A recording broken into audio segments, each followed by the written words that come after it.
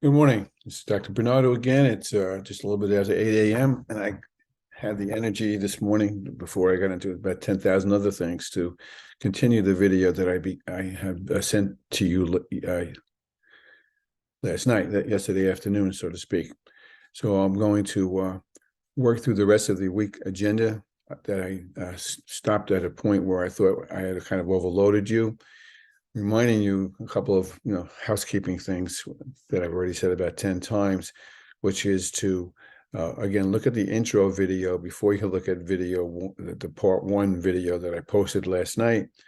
If you haven't already done that, or if you went backwards with it, that's okay too, but that would be the right sequence. And then this would be the last piece of the sequence for the first week, and probably seeping overflowing into week two. I know I've already mentioned that I have a habit of uh, uh, getting carried away with something that I think is important, and I'm not worrying about whether I'm religiously sticking to the syllabus sequence, nor to the expectation of when something should begin and end. That's what good teachers do. And before anything else, I hope that I continue to be the kind of teacher I always aspired to be. Enough said about that. You may notice that my lip is swollen, which detracts from my good looks, and it's an allergy thing that will go away. I won't be spitting on you when I'm talking because you're over there and I'm over here. So by the end of this weekend, I would presume that you would have seen again the intro video, all the other material that I showed you in the week one part one video, and this would be the crowning point of all of that. And again, to be neurotic, I just want to also remind you that you should take the attendance quiz so that they know you were here, and they'll be happy with that as such. Okay, so I'm not going to reiterate what we did yesterday. I also had posted that you would have gotten all these things in the modules on Canvas. So rather than belabor all those things, I'm just going to try to clean up my screen and just show you. Let me just share this. Let me open this up. I'm talking to myself. And then let me share the screen very briefly. And then I'll move over to the remarks I have to complete what I perceive to be the first week and probably into the second week's content. I don't like that word content, but here it is. Okay, so this is that week one agenda that I had shown you yesterday, and I also have posted into Canvas. And usually I convert this to a PowerPoint, and I did not this time, but I will in the future to elaborate on some of the issues we spoke about. One of them being, for example, this Wohlstetter model, which actually is a significant part of what this course should be about in lots of ways. Now, and that's kind of where I stopped, actually, where I got into the whole system thing. So let's go from that, and I'm going to speak to that more carefully than I did the Wohlstetter model. And I'll come back to Wohlstetter when I think it's appropriate. I also have to tell you that when all of you are teachers at one point in your life, so you know that you need to assure yourself that everyone has the same kind of language, kind of common vocabulary for us to understand each other's concepts and themes. And that's one of the things I'm trying to lay down here. In fact, what I'm trying to do, even though it's pretty hard to do with an asynchronous class, but not impossible, is to create a culture among us, and which includes common vocabulary. So discussion questions that I emphasized to you yesterday are examples of that too. So even though we're not sitting in the same classroom together, I'm expecting that we're going to be able to start having a common language, maybe begin to establish what our culture is all about. And I will spend more time on that probably next week, not today as such.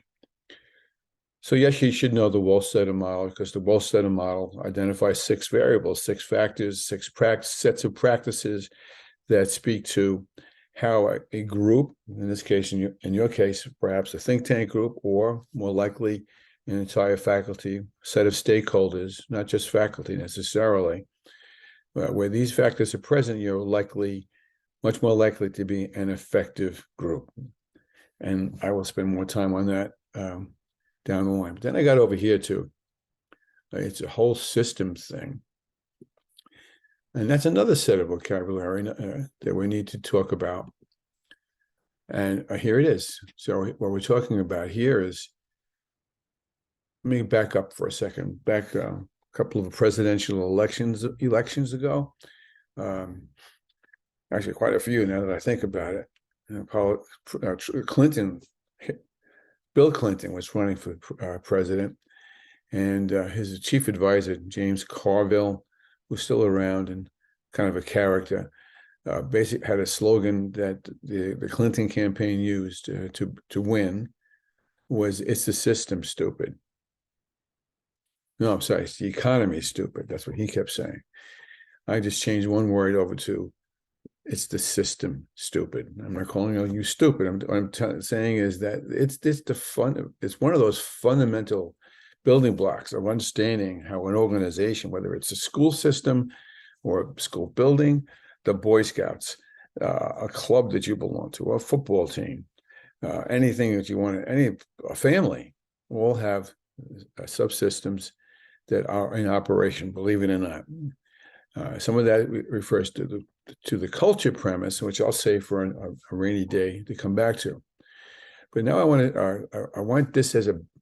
going to do with this is give you a basic vocabulary and concepts that you're going to need to speak to. And I will post a discussion question for the second week, not for this week, where I'm going to ask you to evaluate the disciplines, the variables, the factors that I'm about to address.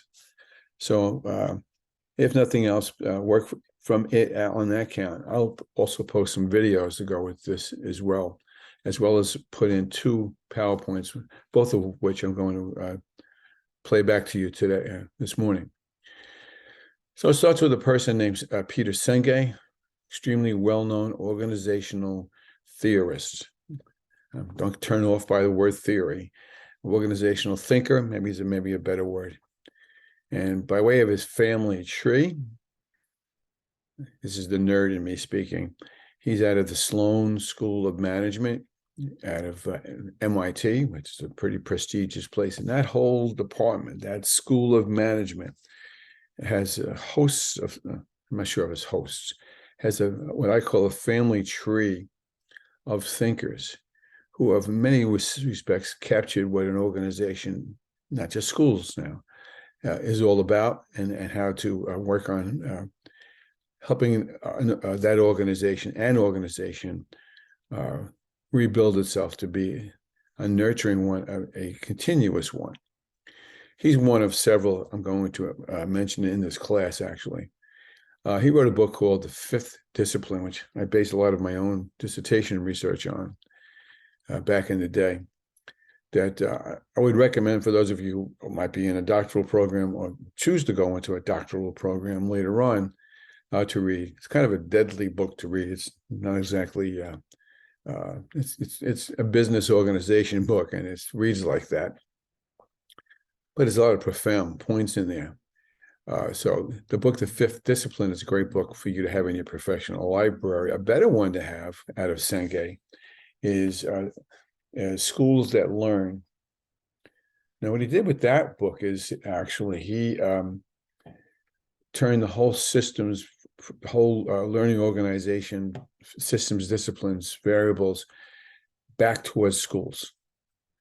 And the first 100 pages of that book address these 5 disciplines in great detail, but with good concrete applications.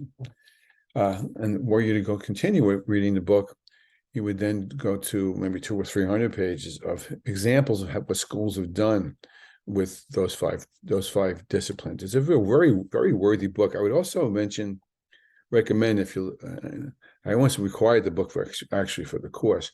I would also recommend, but I didn't because I don't want to spend too much more of your money. But if you have an extra $3 in your pocket, no joke, that's a joke. You should probably download it to your electronic reader. I recommend that because, first of all, it's cheaper than having the paper version, hardcover version. Secondly, it's got links in it, all kinds of links. So you can hit a link as you read it and then go to the page or to another website that reinforces the premises that he makes. I think it's a lot more convenient, a lot more productive and effective than just having the hardcover book in your pocket. I really do recommend that you get the book, but I'm not going to make you spend your money on that at this point. I'm not going to make you spend the money on the book, period, as such. But it is a whole system thing. The more we understand the premises behind Senkei's issues, the better off we can begin to define and understand what makes change work. How we get a multi-age school system to really be successful in its implementation. Some important premises here, some underlying key pieces to work with. Now, let's get one thing out of the way right away. And this is a biggie, okay? And that is the word learning organization. When Senkei talks about learning organization, the word learning throws you off, I think, because it sounds like we're only talking about schools, but we're not. We're talking about organizations. All right. In our case, organizations that happen to be schools. But again, you could be talking about Apple or the hardware store around the corner, and the same principles, the LES principles, apply. And really, what he's talking about is organizations that learn. Different organizations that learn in order for them to continue to survive and thrive and continue. Now, philosophically speaking, those of you who teach in public schools, less so for those of you in privates. For those of you who teach in public schools or lead a public school, you can survive because you're public schools. The city may come in and say, well, we're closing your school down because it's not effective. But essentially, the school physically is there. And many of the personnel are there. It's not as though you turn the whole world upside down and start it from scratch. Although that was the idea to do it in the first place. Public schools don't get really erased as such. So they can continue to fail and continue to be. They shouldn't be allowed to do that, but that's the fact of the matter. If you're from a suburban area, in the metropolitan area, it's virtually impossible to close down a school. There's only maybe 2 examples I can think of where the state has come in and closed the school and said, you're out, you're failing. Restructure, redo it, as such. Now, let's see some other examples. And these probably predate most of you, because I'm getting old and you're still young as such. And I wasn't around 100 years ago, even though I may look like I'm 100 years old. My birthday is coming in a couple of weeks. Send presents if you remember. But 100 years ago, actually, blacksmiths thrived because they were providing services to the economy of that world more than 100 years ago. And one of the things that they did was they made horseshoes. And the reason why they made horseshoes was because horses were the source of not the only one, but a main source of our transportation systems at the time. Horses pulled buggies, horses pulled carriages, horses pulled freight around. Okay. And so horses needed horseshoes. And it's one of the reasons why blacksmiths continued to thrive at that point. However, a little more than 100 years ago, probably 110, 120, but more likely, it doesn't really matter. Something called the car, the automobile came into being. It clearly became a preferred use of transportation in all ways over time. And with that, blacksmiths lost a lot of their business. And the smart blacksmiths, those who were thinking ahead, who were futuring, which is another term we're going to get to, those who were futuring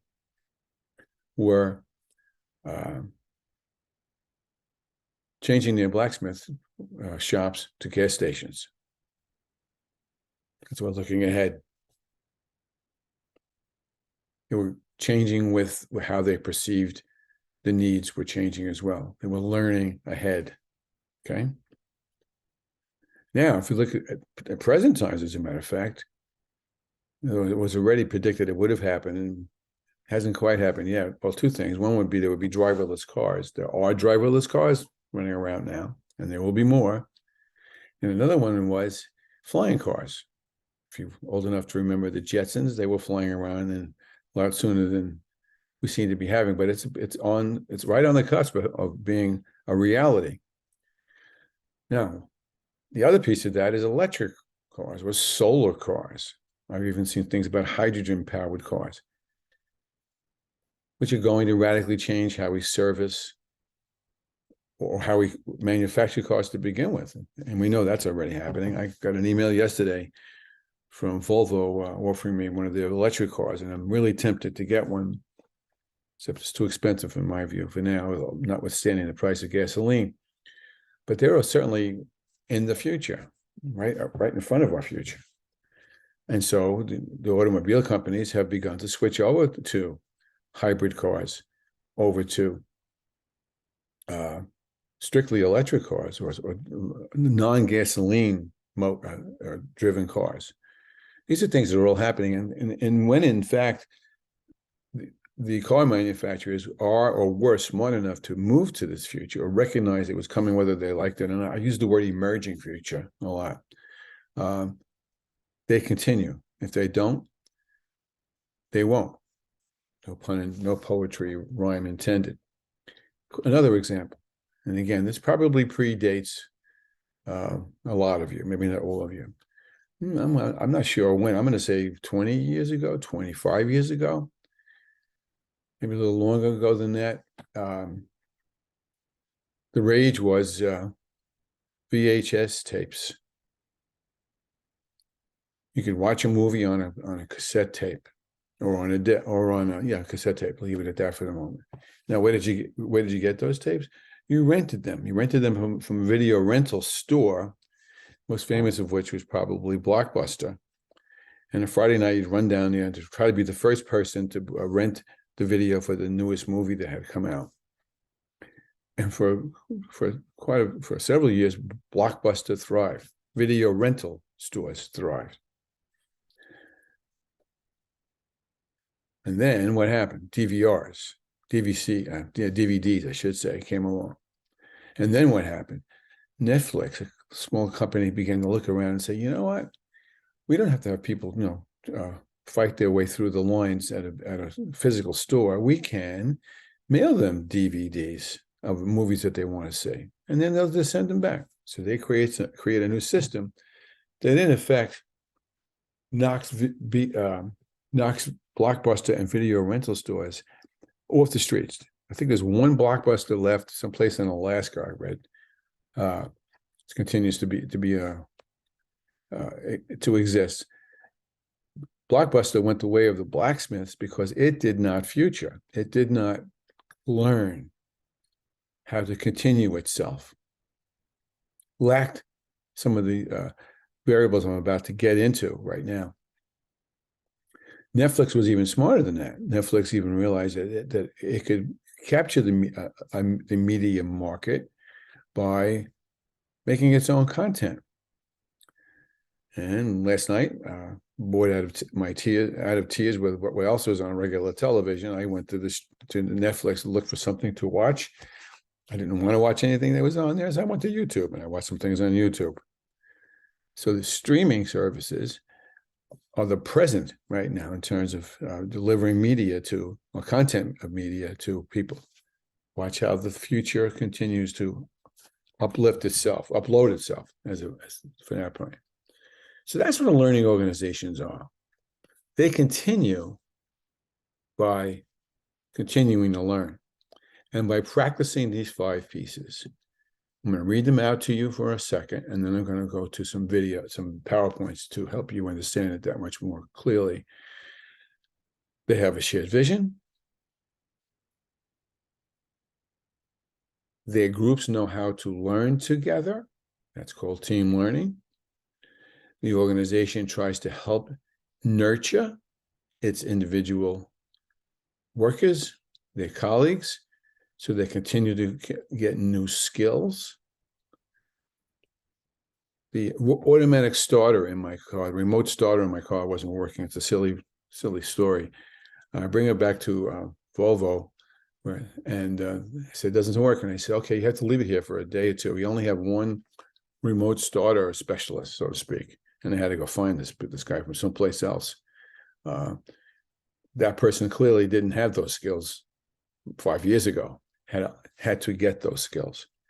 Going down the road and I see a BMW dealership and there's a big sign out front, technicians wanted. We will train you.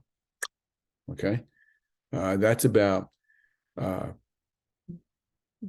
making efforts to retrain people so that they are prepared to help the organization continue to grow. And we'll talk more about that in a moment. So we go back up to shared vision. Everybody knows what it is, but doesn't really know how to make it happen. I'm being a wise guy when I say that. Team learning, where the groups learn how to work with each other and collaborate.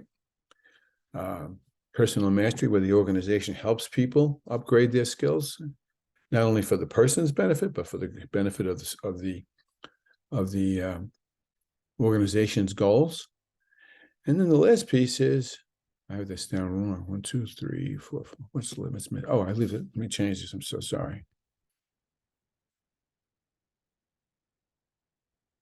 They're going to recognize individuals' mental models. Talk more about that. Mental models is what it sounds like, but we'll talk more about that in a moment. And we're going to teach them how to systems think, or I call it futures think. All right, so enough said. Now, what we're going to do now is come up with some premises to work with that, which is when you stop trying to get better, you stop being good. Or another way to look at it is looking at transformative leadership, which is nothing else than new ways to realize. When we talk about transforming individuals and groups, we're talking about giving them new ways to realize, much the way I'm trying to give you new ways to realize about what change may require or how we may put change in place as such. All right, so with that, I'm going to work you through trying to decide I want to do this. A brief PowerPoint and then a little bit of a longer one. And these will be both available to you in before this day is over.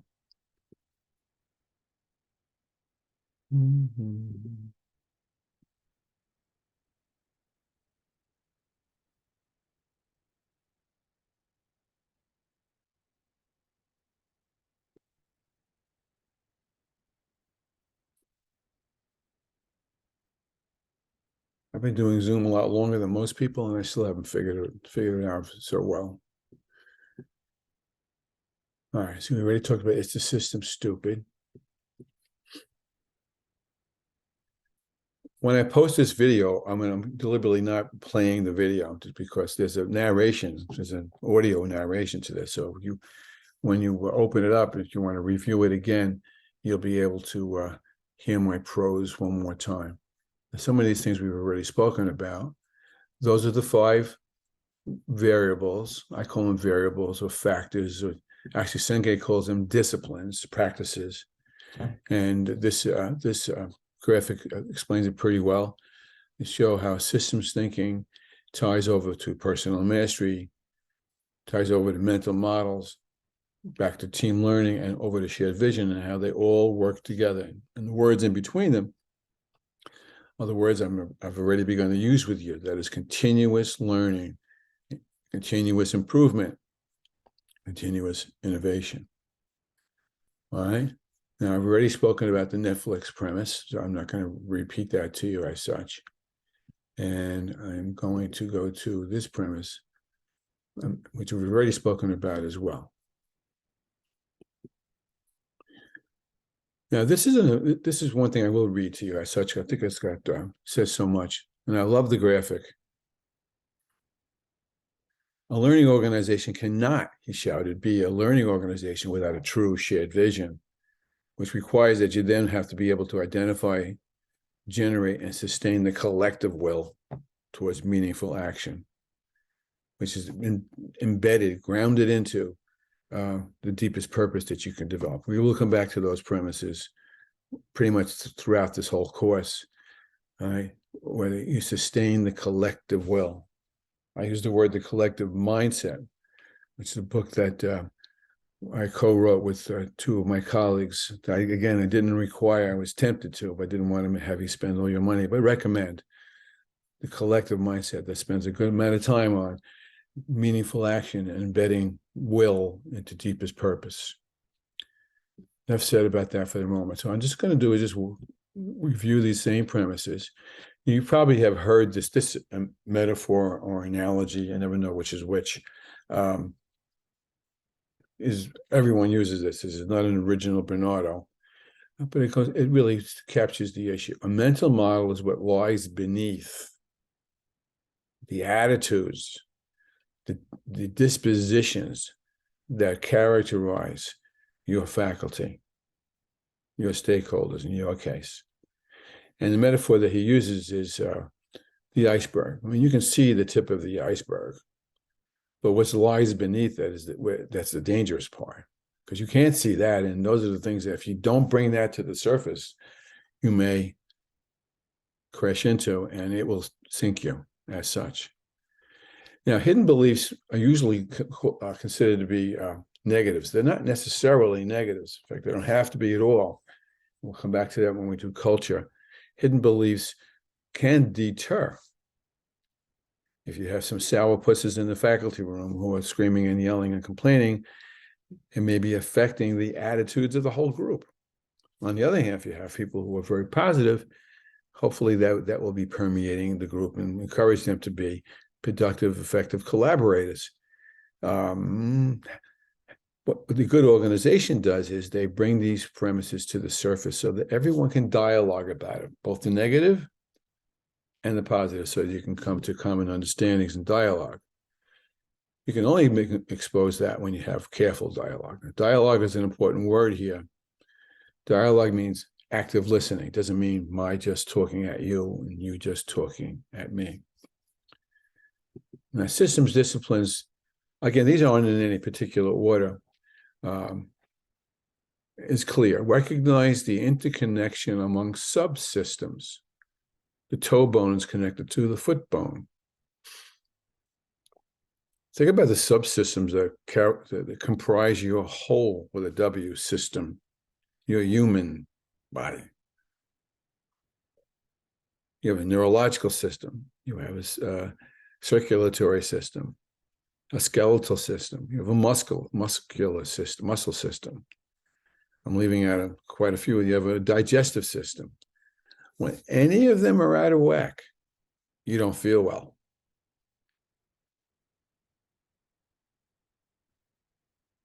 An example for me is the silly one is I could lose a few pounds, so I start walking and running. And first of all, the doctor says, don't be running. So I slowed that down for numbers of personal reasons. And the other one was walking so much that I destroyed my feet. I have all kinds of heel problems now that I have another doctor working on. And I can't exercise now because my heels are killing me. Even never feel better. Thank you if you're wondering.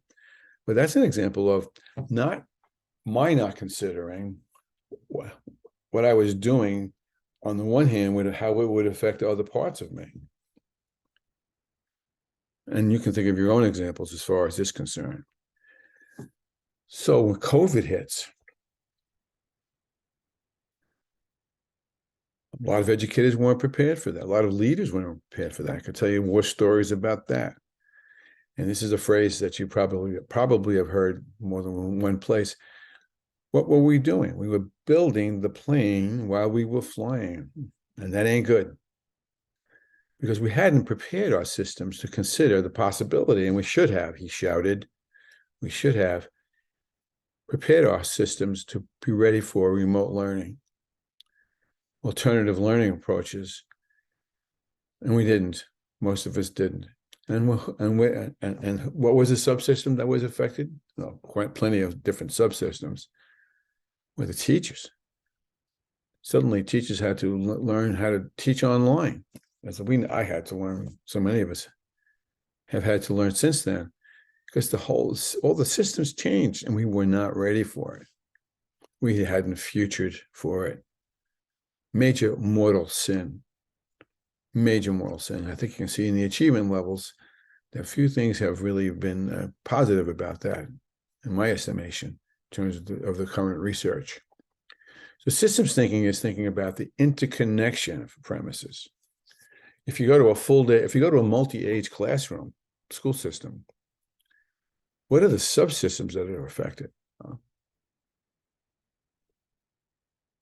I can think of about 20, but one I'll just give you as a model, and that would be the curriculum. How does the curriculum managed? Do you just continue to teach fourth grade social studies the way you always did? I don't think so. A multi-age school system requires massive change, massive systems changes, massive preparation. Otherwise, all the dominoes will fall, as this diagram will show you. All right, continuing with that is the whole idea, again, of team learning. And I'll read this one to you. And again, the diagram, I think, is pretty good. First of all, everyone who has a master's degree isn't necessarily smart in the same room. You all have master's degrees, but we don't necessarily know that you all know how to work in a group.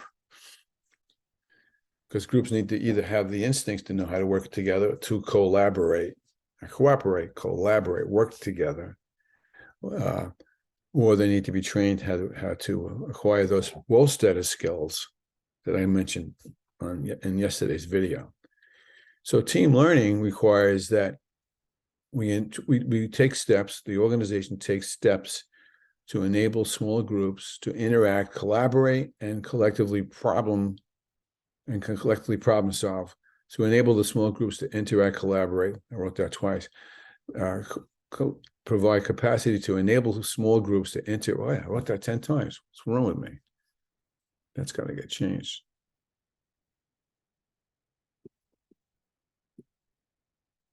Taking too much time. To enable small groups to interact, collaborate, and collectively problem solve. I said that's all got to come out. Can't believe I didn't spot that before.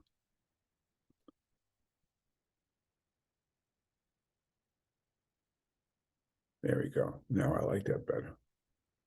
And you'll like it better when you look at it. Do they know how to collectively problem solve? Often they do not. And so the organization should train people to know how to do that more carefully. We've talked about personal mastery already. The organization takes responsibility for helping each organization member master new skills and their interests as well. Because what you're trying to do is create capacity. I think I used that word yesterday. Another key word in the many concepts that this course is going to require. If I'm creating a multi-age school, I have to professionally develop my staff with new ways for them to think about how they teach and how they interact with each other. And it's easy for me to say, not so easy to pull together without a lot of good planning, which is, again, your final project. So what would a school's capacity to change look like without these disciplines in place? Okay. With the 5 disciplines, the culture of the school is more cohesive and cognizant of its cultural beliefs and assumptions. Without it, it would be haphazard. And we know what haphazard means in the school system. If that happens, we know how things go south on that. With the 5 disciplines in place, the quality of creative thinking gets better because people listen to each other and they begin to co-create. Not only collaborate, but co-create. Without it, we stifle creative thinking. We stifle problem solving. And the quality of collaborative leadership practices when the disciplines are in place would be exemplified by the ability of each stakeholder to have analytical and affective skills, and I use the word affective, not effective, to talk to each other and to create together. And without it, we're just talking about unilateral dictatorship kinds of things. Okay, so that is, I'm going to post that PowerPoint. It's got a narration to it. It's probably better than what I just did with you here, but I just wanted to get you off the ground on that. And then we're going to do it. Forgive me for doing it twice, but I'm going to also show you another PowerPoint. That's the wrong one.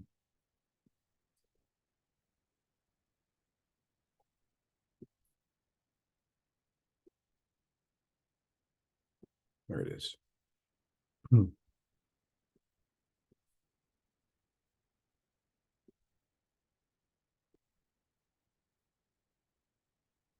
So much of the same thing. I'm not going to belabor this. I deliberately drew this onto a slide in another presentation I did. And I'm just going to show it to you. There's that vision word again. Vision is a compelling statement, something you're willing to fight for. That's how important it is to you as a group. Of the preferred future. Again, a term you're going to hear more than you want to hear after a while. So that an organization wants to create, or community wants to create. Quick war story example. I was a principal for about 10 years, but best 10 years of my professional life. And I had a great faculty that I inherited. It wasn't, most of the teachers were not my hires. They came to me from the previous principal, who was an excellent principal, although a whole different mindset about how to run a school.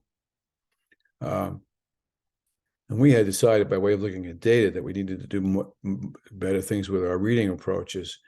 And teacher suggested, and the faculty agreed wholeheartedly, that we should do a block system where everyone was supposed to drop everything and read. Some of you know the word DEAR that goes with that. And was no pullouts for about maybe an hour, maybe even longer. My special area teachers had to buy into this as well, because they cut into their pullout time, but they didn't mind talking about systems thinking, because they were willing to commit to the vision. I get promoted the day before school opens one year. It's a long, complicated story. New principal comes in the day before school, and a woman whom I knew and admired very much. And I said to him, I'm having a little trouble with scheduling in the block schedule here, but this is what we do here, and so forth. So I'll take it home. I'll fix it tonight. She took it home that night. Again, it was the night before the faculty meeting. She comes in the next day, and I'm still in the faculty, sitting there, just introducing her and just making the transition to my new position. And I'm not laughing. It wasn't funny. And she distributes the schedule that she had made. And what she had done was, I should say, the faculty member raised a hand and said, Mrs. So-and-so, where's the block schedule? And she waved a hand and she said, oh, I eliminated that. Oh. And that's why she made the schedule easy. It was a lot easier to schedule without it than with it. And the faculty went crazy. All right. She just willy-nilly, arbitrarily, unilaterally made the decision to do that. And what she had done was she had violated two premises, and not on purpose. She had violated the culture of the building and the beliefs in reading and making reading work, and she had violated the vision. And she had a tough time with the faculty until she got her feet on the ground up the road. But it was a problem as such. The other one is shared vision. I'm sorry, the other one, the next piece is, mental models, which is about active discussion on listening skills. We already talked about the iceberg. Don't worry about Farmer Brown. The other one is systems thinking, which is some of the same premises. Team learning, we've already addressed. When people learn how to be smart together, which doesn't come automatically, he shouted. And again, we talked about personal mastery. So this is just a supplemental video, or rather PowerPoint, that you can look at on your own. So I'm going to post both of these when I have a moment. But I wanted you to see them because I wanted to make sure I got this vocabulary in front of you.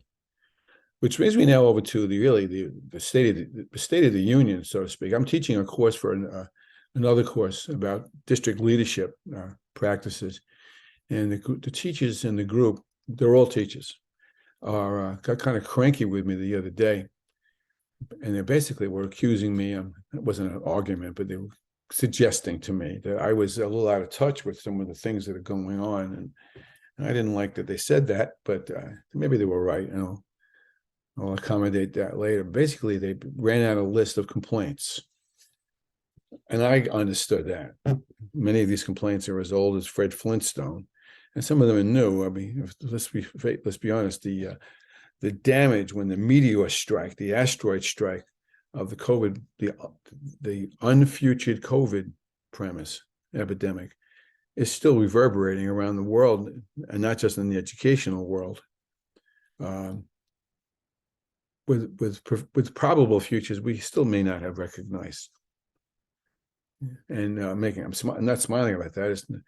It is what it is, and now what we need to do is assure ourselves that we've got the capacity to meet that. But in the meantime, who's taking the hit in education? It's the teachers and the leaders too, because they have to try to make it all fit together, and the students.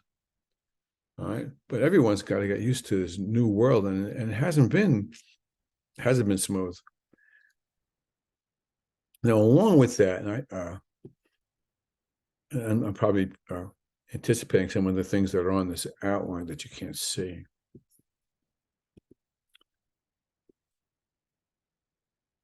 Along with that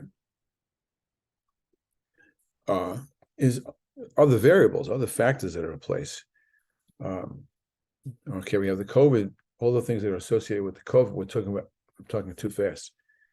We're talking about the need to professionally develop a lot of teachers. As I said earlier, building the plane while it was still flying. And we also have that predates the COVID crisis, but it's only been more nearly aggravated, heightened by the COVID crisis, was the issue of social and emotional learning and the needs to support students and adults with the stressors that are coming along with this 21st century hurricane. Even though we're 23 years into it, still hasn't quite dissipated. And who knows? I can't predict when it will. There's a book that was written in 1960 that I read a long time ago when I was just a child. Okay, it's called Future Shock by Alvin Toffler, Toffler. If you got nothing to do, I'm being sarcastic, you should try to find a copy of this book. It was prophetic. What he said that the world was accelerating so quickly that society is enduring future shock because changes come on so rapidly that we're not able to do that. He predicted heightened suicide rates. He predicted much more emotional issues than we can talk about. He predicted strife among groups, disagreements, violence, because we're not able to handle that. There's many, many books after this. I think you know that I'm a student of future, and when we can talk about that in lots of different ways along the way. But in the end, what I'm driving at is we are suffering from future shock, and teachers in the teaching profession, again, according to Fullen and Hargraves in this particular case, note that. That's not all bad, but some of it is certainly challenging. And so what the title of this chapter is about examining competing views of teaching, and really addresses two issues, two books. The Tomlinson book was titled I Never Remember, Teaching in the Flat World, and the Professional Capital Word, which comes back to many premises. One is that, and I'll mention another book for you to read in your spare time, Tom Friedman is a columnist for the New York Times, wrote a book maybe 15 years ago, and has written successive books along the same lines called The World is Flat. And what he said was the world is flat. In other words, the world hierarchies and the connections among the world are not all top down like they used to be, where America and Europe maybe were holding all the puppet strings. Not true anymore. I'm sure you understand that from any number of personal examples. It's just not true anymore. And the world has to adjust for that, economically and socially, as well as from an educational point of view. And if the education system remains the way it was and the way it largely remains, it won't be able to adjust to those changes altogether. Think about that. The hierarchical structure of education doesn't necessarily serve the needs of students also well. Again, coming back to the multi-age school community that Dr. Kozer is advocating, and which I think is interesting to consider, though it's not the only solution to the issues that I'm talking about. So another book to read is Flattening the Hierarchy, which observes some of the same things that Friedman observed in a different way, where basically the author, Frederick Laloux, Laloux,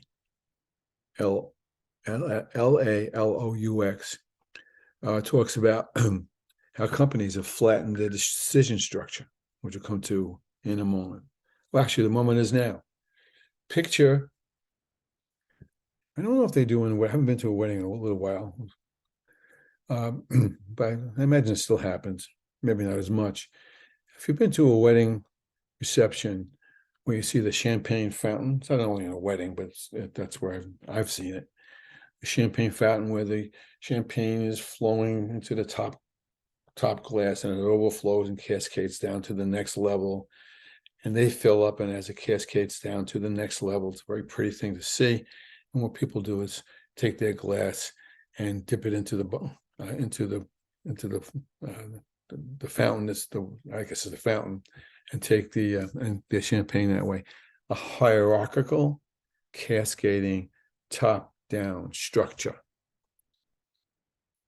I put that to the side now. When I think about spiderweb, in many senses, is its opposite. Not totally, but it's opposite. Spider constructs a web. She takes herself up into the corner and she waits. When an insect or a fly or a mosquito flies into and gets caught in the web, the spider can sense the vibration of the web. She's not sitting in the center.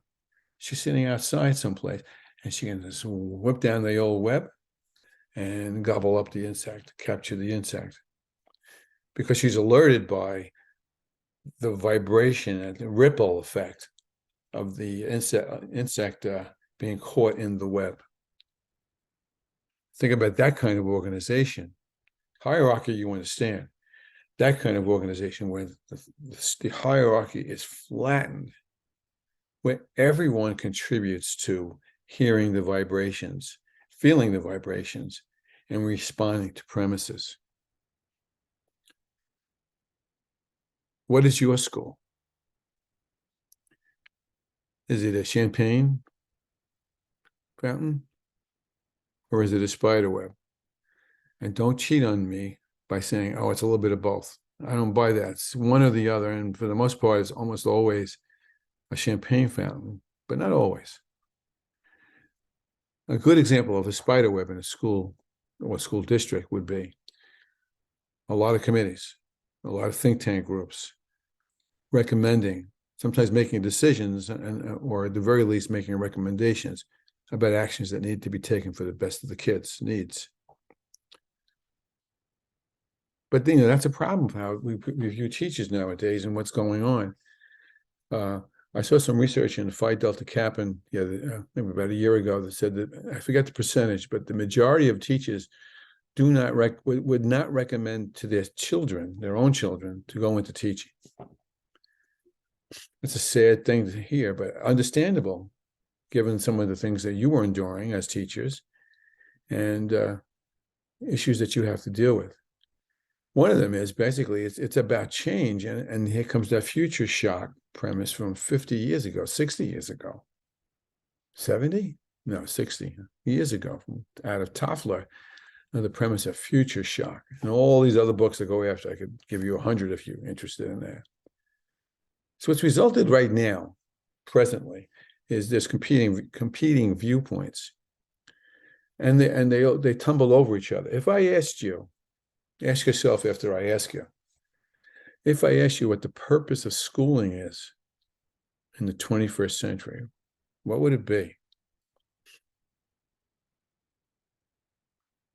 Teach kids how to read and write, teach kids how to get along, teach kids how to problem solve, teach kids how to be ready for the workplace. Those are four that come to mind straight away. Now, again, you're going to cheat and you're going to say, oh, it's all of those. Now, go force yourself to go into what you think the real reason for education is when you walk into a school every day. And what you're going to encounter is it is all of the above, because we don't know what we want. And so we struggle to meet all the needs, and in struggling to meet all needs, all goals, some suffer. And those are the issues that we deal with reactively rather than proactively. So if it's about achievement, I know principles, and I think you may too, that are all about achievement. I know principles are all about social and emotional learning. Now, can they coexist? The conversation I had with this other class I was teaching a couple of days ago was you couldn't do both. I really felt strongly that you could do both if you knew how to approach it differently. And they're not buying it, and we'll see where that goes up the line. In the end, it's a confusion of message. All right, it's confusion of message and a confusion of expectations that makes schools so stressful for so many people so often. And that's accompanied by inconsistent training. I call that sometimes flavor of the month. What's the latest thing that's out there? Let's teach it to teachers, and they'll use it somewhere. Not even if the teachers necessarily see a reason to do this. And I have a great war story about that, but I'll save that for another day. It's very much about human resource infrastructure deficits on two counts. One is, let's take teachers first.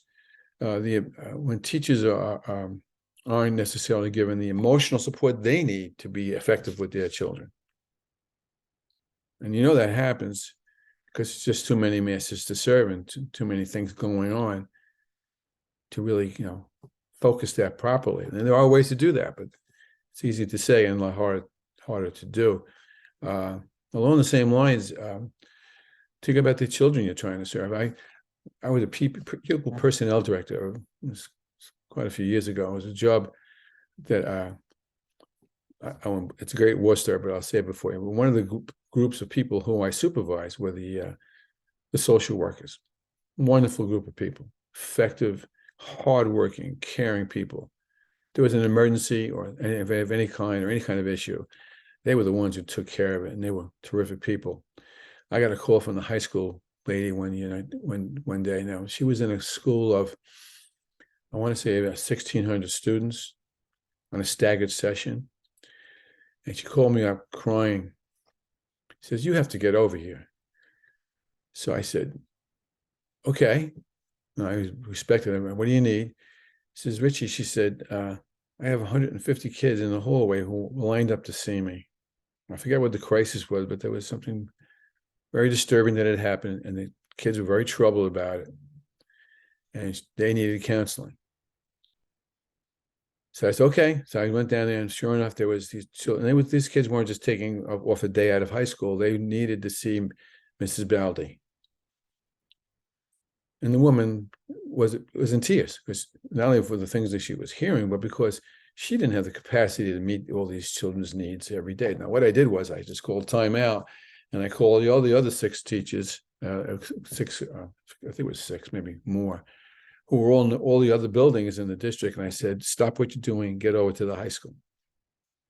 So they slid down the fireman's pole and they got in there and they were able to at least work with the students for the day. But the truth of the matter was we were so short-staffed. And I couldn't do that every day of the week because there were students in the elementary school who needed help too. And I was taking away from them to help Rosemary take care of this premise. And that's about value systems of schools to spend the money that they need to spend to hire the people that they need to handle the SEL needs of the, and you know more about this than I do, about these things that happen every day. Premise two, and this is a mental model issue, I think they're not my job issue. This has been going on for a long time. I have opinions about this from a couple of different counts. Understandable though, because out of the mental model I'm about to show you is people who are overwhelmed don't know what to do. What some people do is they say, this isn't my job. My job is to teach algebra. I'm not about SEL. Well, my job is not to work with this child who just came from Columbia, who had never gone to school ever, and I was in a place in my 10th grade class and can't speak a word of English. That's not my job. I'm not trained to do that. I need help. So where does the help go? You go to the ENL teacher. And so and that's fine because that's what needs to be happen. But the other premise is what teachers began to do is began to send every kid with a need out to a specialist, and they just keep the kids who are left over. And watch the demographic trends on that, because that's a problem. And that's about vision too, as a matter of fact, which is the next premise down of shared vision breakdowns. Because this premise of theory X, I'm presuming that you all are familiar with the premise, but if you aren't, here it is. This is when leaders think that nobody wants to work hard.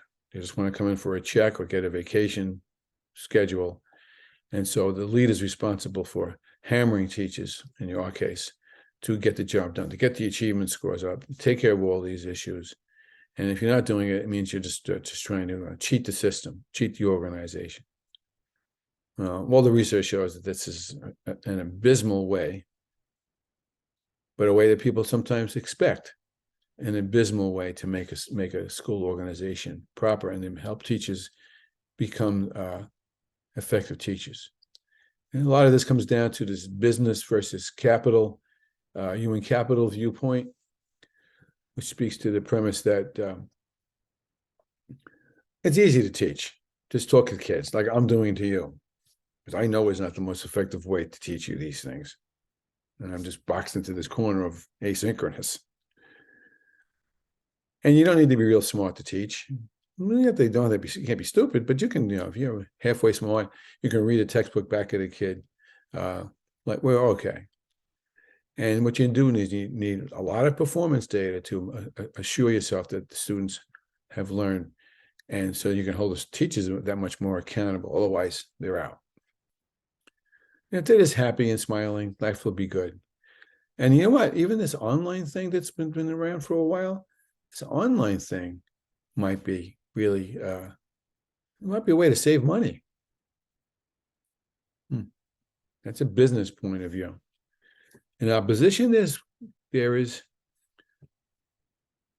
Fullen and Hargreaves, who are talking about professional capital, professional viewpoint. And the first point they make, I think anyone who's been teaching for more than a minute and cares about whether they're being effective or not, realizes that teaching is both an art and a science. And yes, there are some dictums you need to follow. There are some tried and true research-based effectiveness strategies to teach. But there's also the art part of it, when you need to know when to go left instead of right, when to sit down and listen to a child, when to take an idea that someone's mentioned and drop off the syllabus and go back to working with what is interesting to learners along the way. That's an art. That's not a science. And you need to develop teachers to be able to just recognize that that's got the ultimate value of working in a classroom of any level. And it requires long training, continuous improvement along the lines of what Senge offered up. Because when you stop trying to get better, you stop being good. Thus, the organization's responsibility to continuously professionally develop and support its students. Also, to change the mindset that it's not my job is not the premise. In this case, it's a collective effort. It's a collective mindset. Come back to the book I'm advocating for you to consider for your own professional library. And we'll talk more about how some of those premises down the line, because online teaching shouldn't just be about talking heads like I am doing to you. Since it's about the collective mindset, the collective sum, SUM, it's about nurturing the pond. A pond is healthy when all the subsystems are healthy. If there's too many lily pads, the sun doesn't get through. Nutrients don't get to the fish. The fish don't live there anymore because it's been sucked of its oxygen levels. If I have too many fish and the fish are eating too many insects, that doesn't work either. And so the balance of a healthy pond, of a healthy aquarium, if you will, is tricky. Because all those subsystems have to be in sync. The leader is responsible for taking the group to nurture the pond as such. All the more challenging in a multi-age school system. Think about that as you move towards that. And teachers should be, forgive the word, smart. I don't like the word, but I couldn't think of a better one. I know you know this, but it's worth repeating. If you come through the Finland system, as you get into as your senior year in high school, those graduates, potential graduates who want to go to an education, become educators, become teachers, have to be in the top 10% of their class. Singapore, I think it's roughly the same. So the top 10% of of graduating seniors are the only ones allowed to become teachers. They don't necessarily have to become teachers, but have to qualify to be trained to be teachers in Finland. In the United States, it's the top 80%.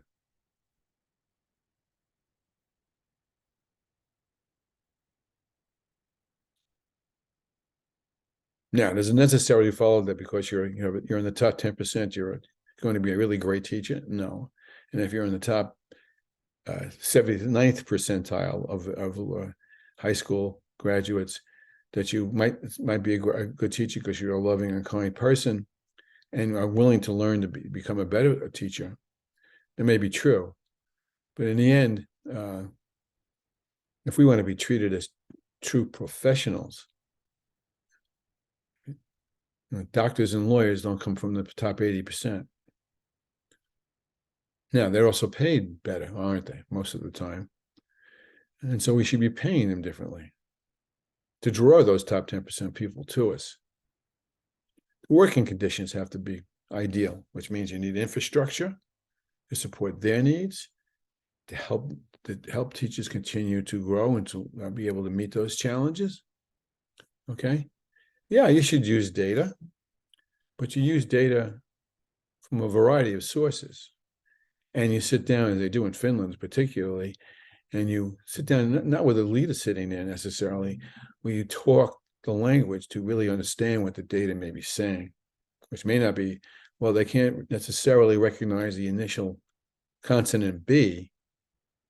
That isn't the issue. The issue is deeper than that. And those are the things that they go after. And we'll talk more about that as we get into it. In the end, it's all about school culture. And I'll save that for the next conversation next week. Okay, so I've given you a lot of things to watch and listen to. And so watch and listen to them. Don't watch them all at once unless you have nothing to do. But in the end, I think what we've done is we've captured these first two chapters and the culture of this course so that you begin to get a sense of what the direction of the course is going to be all about. Call me if you need me.